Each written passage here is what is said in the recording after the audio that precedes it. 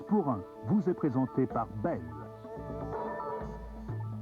et la Banque Laurentienne.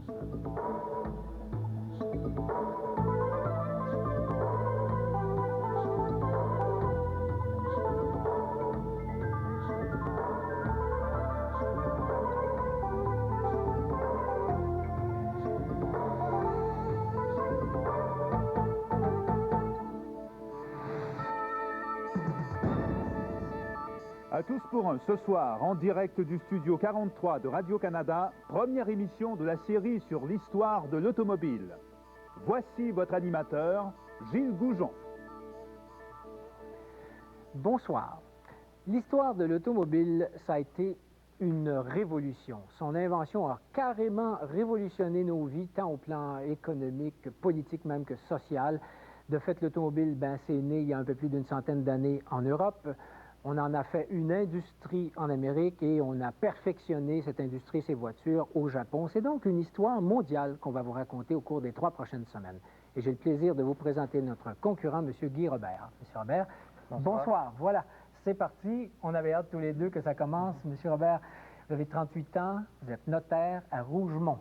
Rougemont, capitale des pommes. C'est bien ça. Voilà. Mais dites-moi, vous êtes notaire, vous n'êtes donc pas ce qu'on appelle communément un gars de char.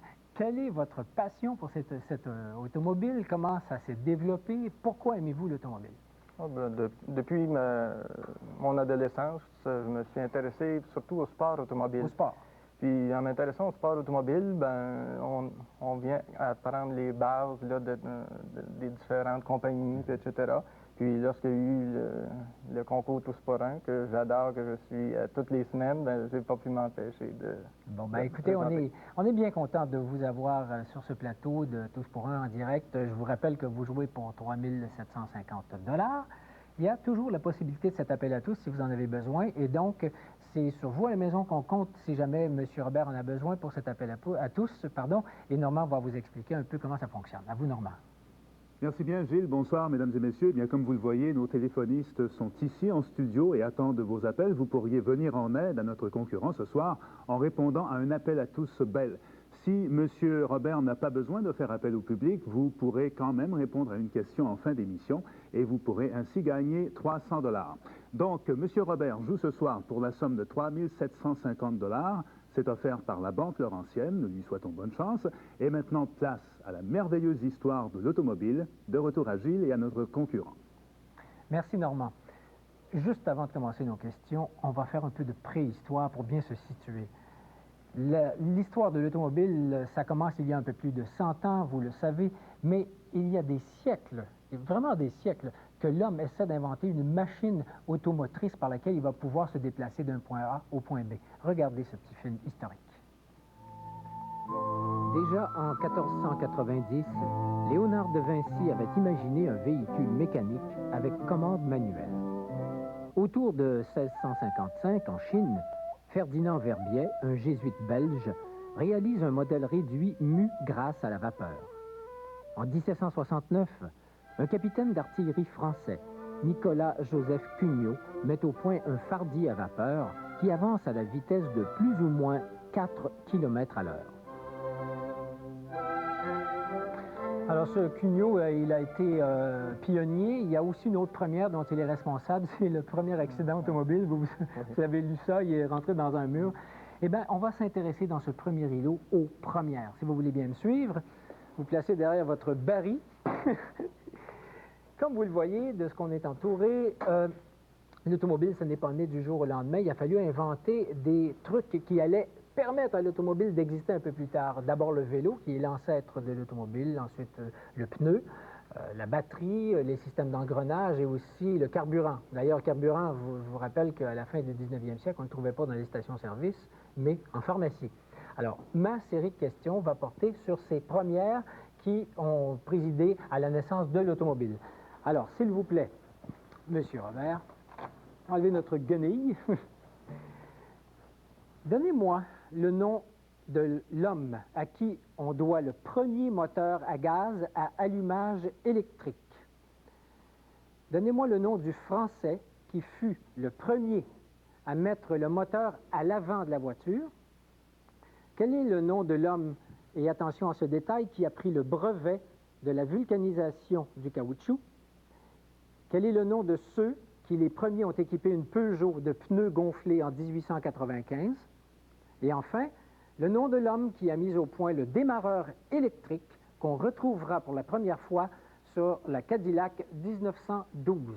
Est-ce que mes questions sont claires? La dernière? La dernière, c'est le nom de l'homme qui a mis au point le démarreur électrique qu'on retrouvera pour la première fois sur le Cadillac 1912. Et la première? Et la première, c'est le nom de l'homme à qui on doit le premier moteur à gaz à allumage électrique. C'était le début de la fin de la vapeur, autrement dit. Alors, je veux 4 bonnes réponses sur 5 et vous avez 30 secondes pour réfléchir.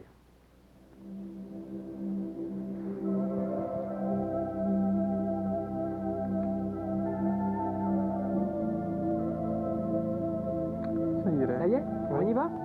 Alors, quel est le nom de cet homme à qui on doit le premier moteur à gaz à allumage électrique? Je vais commencer par le deuxième. Le deuxième, allons-y. Donc, le mo- Français qui fut le premier à mettre le moteur à l'avant de la voiture. Émile Levasseur. Vous dites Levasseur, vous avez raison, c'était en 1891. Oui.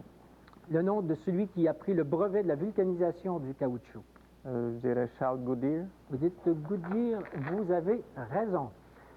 Le nom de ceux qui, les premiers, ont équipé une Peugeot de pneus gonflés en 1895? C'est André et Édouard Michelin. Les frères Michelin, oui, ça va très bien. Le nom de l'homme qui a mis au point le démarreur électrique qu'on retrouvera pour la première fois sur la Cadillac 1912?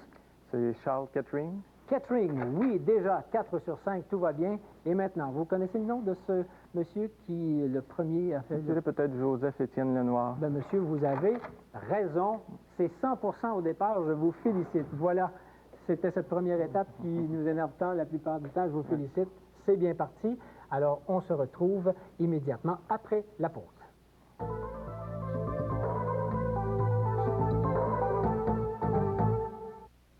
Et que c'est compliqué de voir clair dans ces affaires. J'ai vu un truc génial l'autre jour à la Banque Laurentienne. Nos comptes, nos placements, notre hypothèque, c'est assez pour mêler n'importe qui.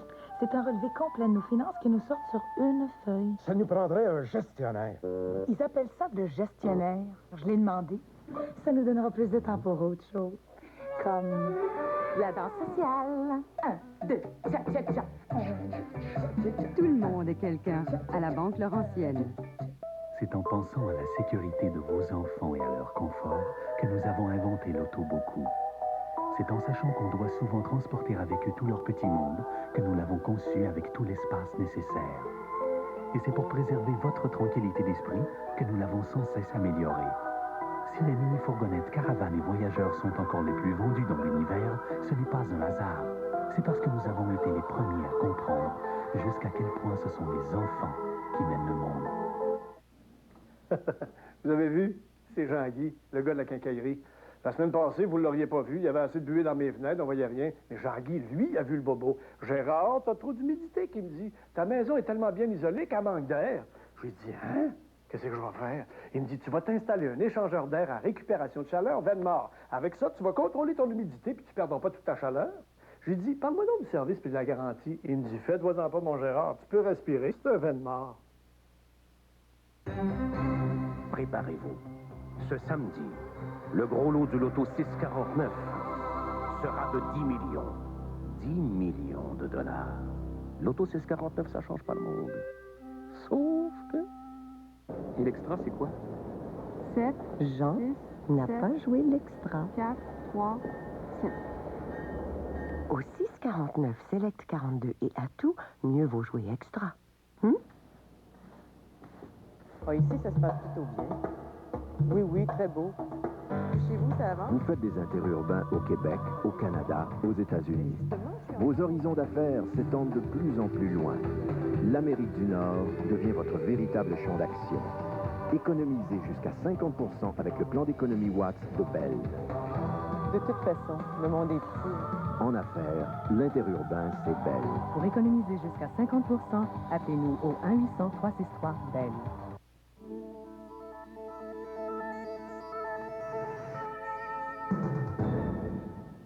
Je vous rappelle que notre concurrent a toujours droit à cet appel à tous. Nous sommes en direct, donc tenez-vous prêts à la maison. Comme on vient de le voir, M. Robert, l'automobile, ça n'a pas été inventé par un seul homme, par une seule personne. Mais les historiens, les spécialistes de l'automobile, tout le monde s'entend pour dire que l'automobile moderne, telle qu'on la connaît aujourd'hui, eh bien, on la doit à deux Allemands, Gottlieb Daimler et Karl Benz. Avant de vous poser mes questions, un petit rappel historique sur ces deux grands pionniers de l'automobile. Le 10 janvier 1886, le premier brevet pour une automobile fut octroyé à Karl Benz pour sa voiture à 3 roues. C'est sa femme, Bertha, qui complète le premier véritable voyage en voiture en 1888, alors qu'elle parcourt 100 km en cachette de son mari. De son côté, Gottlieb Daimler assemble la première motocyclette au monde et présente en 1886 la première automobile à 4 roues. L'année 1901 voit l'apparition de la plus célèbre voiture Daimler, la Mercedes, dont le nom est inspiré par la fille du représentant de l'Empire austro-hongrois à Nice. Alors, M. Robert, passons immédiatement à notre série de questions qui touche évidemment ces deux pionniers de l'automobile. S'il vous plaît, petit détail technique d'abord. Qu'est-ce qui permettait de transmettre la puissance du moteur à l'arbre de transmission dans les premières voitures de Benz, celles qui étaient les voitures à 3 roues? Donc, quelle est sa découverte qui a permis de transmettre la puissance du moteur à l'arbre de transmission? Quel nom Karl Benz a-t-il donné à sa voiture à 4 roues? Quelle était la destination de Bertha Benz lors de ce fameux premier voyage en 1888? Donnez-moi le nom du père de la jeune Mercedes. Et enfin, donnez-moi le nom de l'associé de Gottlieb Daimler avec qui il a développé son célèbre moteur. Est-ce que vous voulez que je répète une question? Ça va? Non, peut-être la première. La première, c'est qu'est-ce qui permettait de transmettre la puissance du moteur à l'arbre de transmission dans les premières voitures de Benz? Vous avez 30 secondes pour réfléchir. Je veux 4 bonnes réponses sur 5.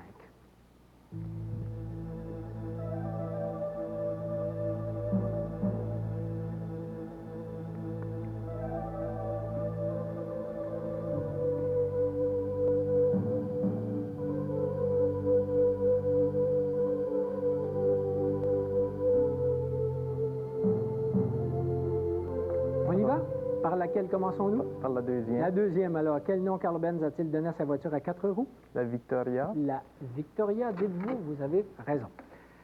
Quelle était la destination de Mme Benz lorsqu'elle a pris la voiture à l'insu de son mari? Elle s'en allait à Pforzheim. Pforzheim, oui, voilà. Le nom du père de la jeune Mercedes? Émile Gélinet. Monsieur Émile Gélinet, qui était un grand vendeur de voitures sur la Côte d'Azur aussi. Et le nom de l'associé de Daimler avec qui il a développé son célèbre moteur? Wilhelm Maybach. Dites Maybach, voilà, déjà 4 sur 5, tout va bien. Par quel procédé est-ce qu'on transmettait la puissance du moteur à l'arbre de transmission? Je dirais par une transmission épicycloïdale, mais je n'ai aucune idée. C'est simplement avec une courroie de cuir. Il y avait une espèce de ceinture et quand on voulait embrayer, on changeait la courroie de place. Alors, mais voilà, je vous demandais 4 bonnes réponses sur 5. Ça va très bien. Vous savez que ces deux hommes ne se sont jamais rencontrés. Hein? Non, jamais. Leurs compagnies se sont fusionnées, mais ils ne se sont jamais rencontrés. Bon. Maintenant, on va parler d'un homme qui, lui, a rencontré pas mal de monde, Henry Ford, si vous voulez bien me suivre. Et monté à bord de cette voiture qui est une authentique modèle T. Henry Ford, vous êtes confortable? Alors, Henry Ford, pionnier de la voiture aux États-Unis, c'est un homme qui a révolutionné non seulement le monde de l'automobile, mais aussi le monde du travail. Henry Ford, le voici. Le 4 juin 1896, Henry Ford, alors âgé de 32 ans, fait l'essai de son premier véhicule automobile, le quadricycle. 3 ans plus tard, il fonde la Detroit Automobile Company, grâce au financement de plusieurs actionnaires, dont un riche promoteur immobilier. L'entreprise est liquidée en 1901 et remplacée par la Henry Ford Company, que Ford va quitter quelques mois plus tard. Il s'associe alors avec un nouveau financier, Tom Cooper, avec lequel il produira 2 voitures. C'est finalement le 16 juin 1903 que Ford crée la compagnie qui existe toujours, la Ford Motor Company. Il connaîtra son plus grand succès avec le modèle T, surnommé la Tin Lizzie, qui sera vendu à plus de 15 millions d'exemplaires en 19 ans. Le rêve d'Henry Ford était de rendre l'automobile accessible à toutes les bourses et il y réussit grâce à sa plus grande innovation, la chaîne de montage.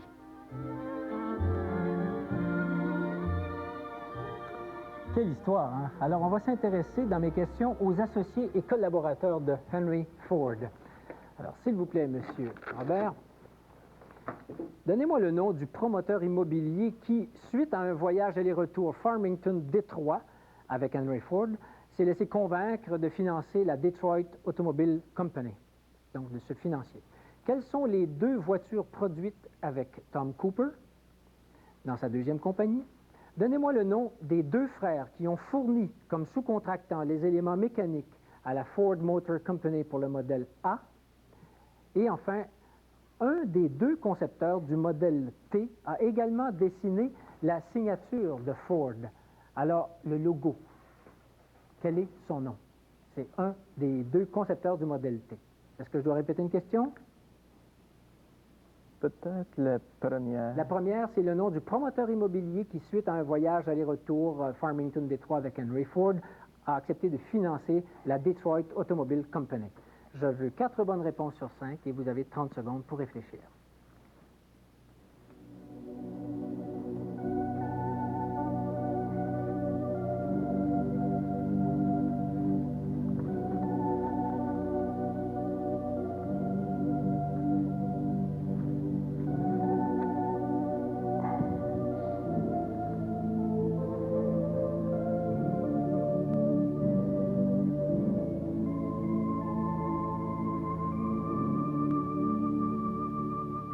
Monsieur Robert, vos 30 secondes sont écoulées. Est-ce qu'on y va avec la première? Enfin, celle que vous voulez. Je peux en donner une chance avec William Murphy. William Murphy? Eh bien, vous avez raison, monsieur. Voilà, c'est un Irlandais. Quelles sont les deux voitures produites avec Tom Cooper? Il y avait le Arrow. Le Arrow, vous avez raison. Et la 999. La 999, qui portait le nom donc de deux trains célèbres à l'époque. Le nom des deux frères qui ont fourni comme sous-contractants les éléments mécaniques à la Ford Motor Company pour le modèle A, les noms connus. John et Horace Dodge. Les Dodge, oui. Ensuite, ça a été le nom d'une voiture. Et un des deux concepteurs du modèle T a également dessiné la signature de Ford. Connaissez-vous son nom? Mais là, c'est une chance sur deux, je veux dire Joseph Galland. C'est l'autre, monsieur, c'est Will. Donc, je vous demandais 4 sur 5, vous l'avez obtenu. Je vous demande de me suivre immédiatement. On va s'intéresser à des voitures beaucoup plus luxueuses que celle-ci, aux voitures folles des années 20 à 35. D'ailleurs, voici une Cadillac 1933 V12. Les années 20, les années folles, ce sont des années où on a enfin ajouté à la voiture beaucoup de couleurs, telles qu'on va le voir dès maintenant. Les années folles, c'est l'époque des grandes voitures de luxe, l'époque des beautés absolues. Leurs noms sont toujours prestigieux, même si les constructeurs ont disparu. Les Bugatti, Lancia, Isotta Fraschini, Auburn et bien d'autres sont aujourd'hui des objets de collection. D'autant plus que ces voitures, dont on n'achetait que le châssis, étaient la plupart du temps carrossées par des maîtres carrossiers qui étaient de véritables artisans. Alors, allons-y pour un jeu très facile, finalement. Si on connaît ou on ne connaît pas, le public va s'amuser à la maison aussi. Je vous dévoile des photos de voitures et vous les identifiez. Alors, voici la première. C'est des beautés sublimes, ça.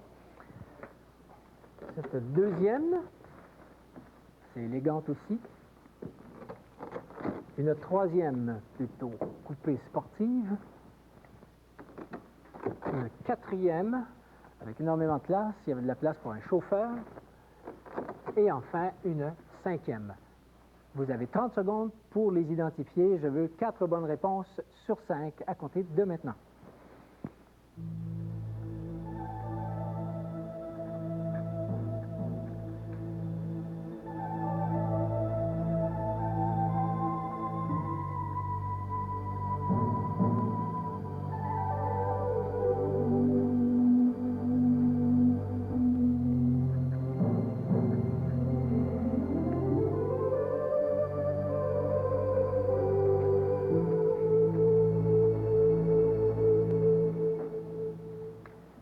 Est-ce qu'on commence par la première?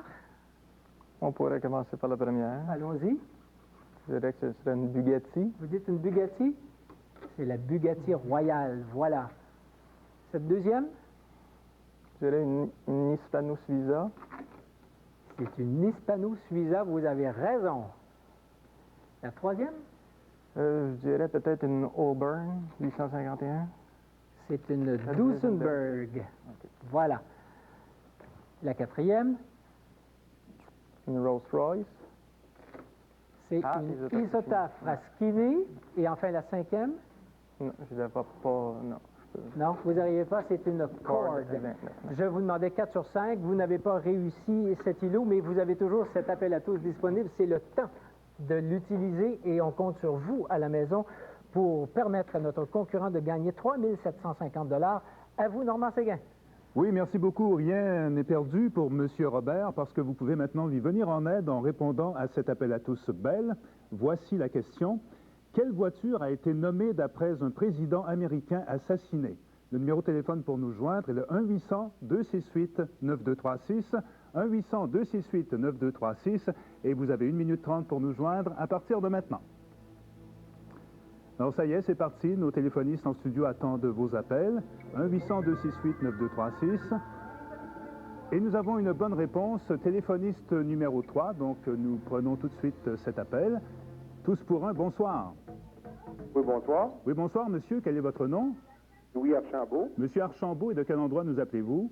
De l'Outaouais. De l'Outaouais. Alors, monsieur Archambault, quelle voiture a été nommée d'après un président américain assassiné? La Ford Lincoln. Exactement. Vous venez de gagner 500 $ et vous venez aussi de sauver notre concurrent. Merci beaucoup de votre appel. S'il vous plaît, restez en ligne. Gilles. Eh bien, merci, monsieur, et félicitations. Vous venez de gagner 3 750 $. Vous pouvez nous quitter ce soir avec l'argent ou revenir la semaine prochaine en remettant ça pour 7 500. Vous y réfléchissez le temps de cette pause commerciale. À tout de suite après cette pause.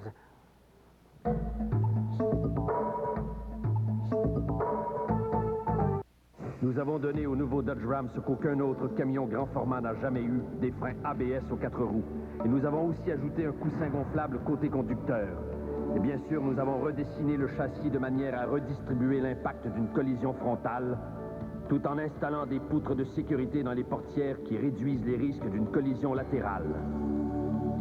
Pourquoi autant de précautions? Parce que nous savons que le travail occupe une grande partie de votre vie.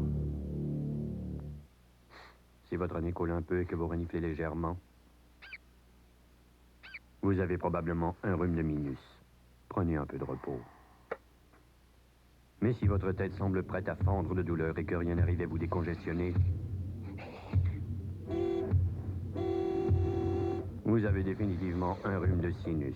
Prenez les comprimés Dristan, spécialement formulés pour soulager la congestion nasale et les maux de tête. Dristan, quand un rhume de minus devient un rhume de sinus. Imaginez un véhicule qui s'adapte à toutes les situations, qui s'adapte à tout le monde, qui répond à tous vos besoins. Un véhicule qui s'adapte même à la vraie vie. La nouvelle Lumina Van, le véhicule le mieux adapté à votre milieu. Depuis 47 ans, des millions de Canadiens comptent sur les obligations d'épargne du Canada pour réaliser leurs rêves.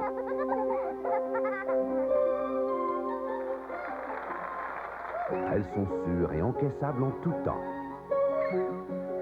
Pour tout ce qui vous tient vraiment à cœur dans la vie, les obligations d'épargne du Canada. Achetez les vôtres à votre institution financière du 18 octobre au 1er novembre. C'est en pensant à la sécurité de vos enfants et à leur confort que nous avons inventé l'auto beaucoup. C'est en sachant qu'on doit souvent transporter avec eux tout leur petit monde que nous l'avons conçu avec tout l'espace nécessaire. Et c'est pour préserver votre tranquillité d'esprit que nous l'avons sans cesse amélioré. Si les mini-fourgonnettes, caravanes et voyageurs sont encore les plus vendus dans l'univers, ce n'est pas un hasard. C'est parce que nous avons été les premiers à comprendre jusqu'à quel point ce sont les enfants qui mènent le monde. Alors, Alors, moi, c'est maman, femme d'âge mûr. Ben, vois-tu? Alors, femme un peu mûre, adepte de la marche pédestre et du chiffon-j, recherche 5 minutes de break pour relaxer son psychopathe la vidange. Qui ça? Ben, c'est ça, moi, je m'appelle Coco, grand ami de papa. Je suis placé au forum depuis 30 ans. Et puis, toujours à la recherche d'une jeune femme féminine entre 35 et 36 ans. J'avais voulu être un acteur, moi, j'aurais aimé ça être Mickey Rooney ou bien Mickey Mouse. C'est ça. Les hauts et les bas de la petite vie, samedi 19h30.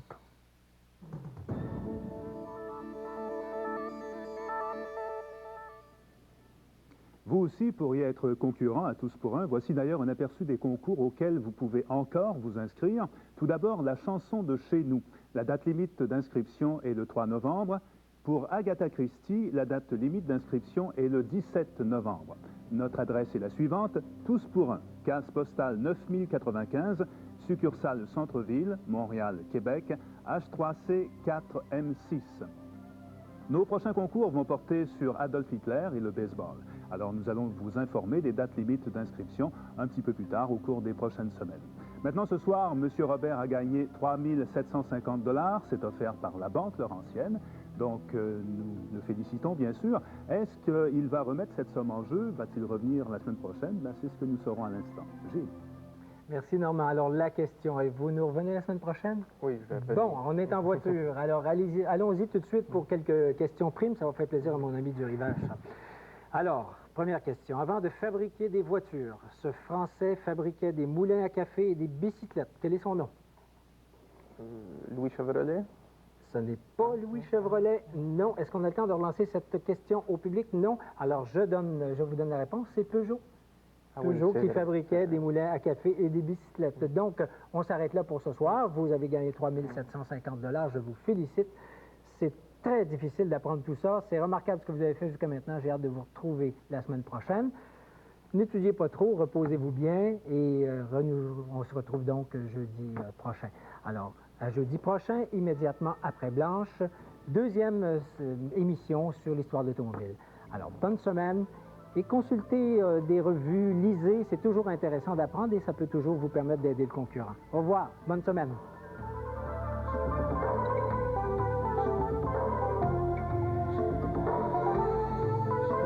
Après la pause, chansons et séduction sur invitation avec Daniel Lavoie. Puis à 22h, Bernard de Rome vous présente les informations au téléjournal. Le magazine Le Point avec Jean-François Lépine suivra à 22h25. Restez avec nous.